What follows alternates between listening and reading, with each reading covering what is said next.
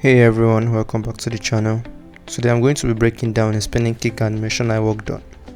This is a rough animation, mostly keyframes, with just sphere in betweens, but it's a great starting point for seeing how dynamic movement is built from the ground up.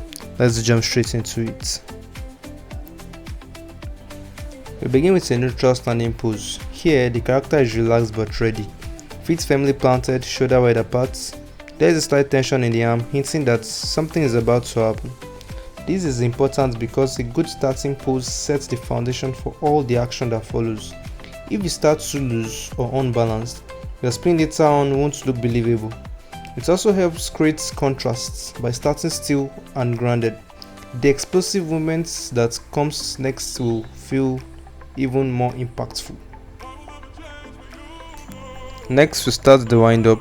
You'll notice the shoulder begin to twist first, while the hips follow slightly behind. This creates a coiling motion, like a spring loading up energy. This technique is called leading with the torso, and it's essential to selling any spinning motion. The arm also begins to open up here, helping to generate rational force. In a more polished version, I might add a slightly downward crouch to exaggerate the loading feeling even more. But even at its rough stage, the body is clearly prepared for action. At this point, I was focusing on connecting the first frame and the third frame, using this drawing as an in-between. It's really important to keep the proportion consistent during this stage. Don't be afraid to clean up your sketch or even use transform tool to tweak your drawings if needed. Remember, it's better to work smart, not hard. Efficient adjustments early on will save you a lot of time and headache later during cleanup and polishing. Also, when tweaking, pay attention to important landmarks like shoulder height, head size, and hip tilt. Tiny shifts in these areas can throw off the feeling of movement, so it's worth spending a few extra seconds making sure everything lines up nicely. Now we've reached the halfway point. The character's back is facing the camera. This pose is really important because it keeps the audience oriented inside the movement. Even when things move fast, you don't want your viewers feeling lost. Notice how the hips and shoulders are still twisting at different rates. This keeps the movement feeling alive and dynamic. If the frame were too stiff or symmetric, the spin will feel robotic. Here, the body language is still charged with rotational energy, setting up the kick that is coming next.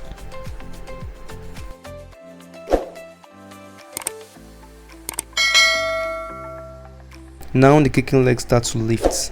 This is the setup before the strike, and it is one of the most important poses in the whole move. You will notice I keep the leg tucked close to the body, almost curled in. That's deliberate because in real life martial arts, if you extend too early, you lose all the power and control. By keeping the leg in tight while spinning, you stay fast and balanced. At the same time, the support foot continue to pivot smoothly to keep the momentum flowing through the hips and shoulders. Everything is building up toward the explosion of energy that's about to happen.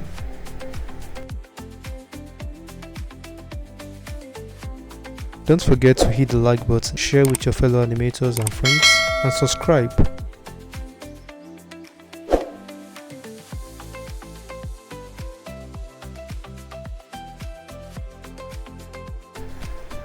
Here is the money shot. The kick fully extends. This frame is where all the built up energy is released. The kicking leg snaps outward forcefully, aiming the heel at imaginary targets. The spine curved beautifully and the whole body leans slightly away from the kick to counterbalance the force. I paid special attention to the silhouette here, making sure the viewers can clearly read the line of action from the foot all the way down through the body. Later on, I might add smears or motion blur here to really sell the speed of the kick. But even without them, the extension feels strong and intentional. After the kick hits, we don't just stop dead. Instead, the leg follows through, carrying the momentum naturally. This is something a lot of beginner animators forget. Real-world physics demands a follow-through. The body continues to rotate slightly, the arm repositioned to maintain balance, and the motion keeps flowing.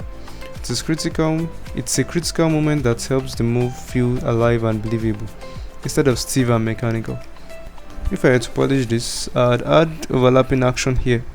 Little details like the trailing of clothes or hair to enhance the sense of natural motion even further. Now we move into the recovery phase. The kicking leg drops down and the character begins to settle into the balance. It's really important during this stage to manage the center of gravity carefully. The upper body adjusts, the core engages, and the arm starts pulling back into a more neutral position. Without good recovery, the whole body will look like the character just throws themselves off balance. In a future polished pass, I'd probably add a slightly counter sway or a subtle overshoot here to show how the body absorbs and redirects the leftover energy from the spin. Here, the non-kicking foot comes down to catch the weight. The arm continues to rebalance like the stabilizer on a spinning top winding down. Landing cleanly after a spin is just as important as executing the spin itself. It shows control, discipline, and realism. The character absorbs the momentum into their stance, finishing the move smoothly and powerfully. If I were refining this more, I might add tiny details here too. A knee bounce, a chest rise and fall from breathing, even a small hair tilt to show a relaxed but steady stance.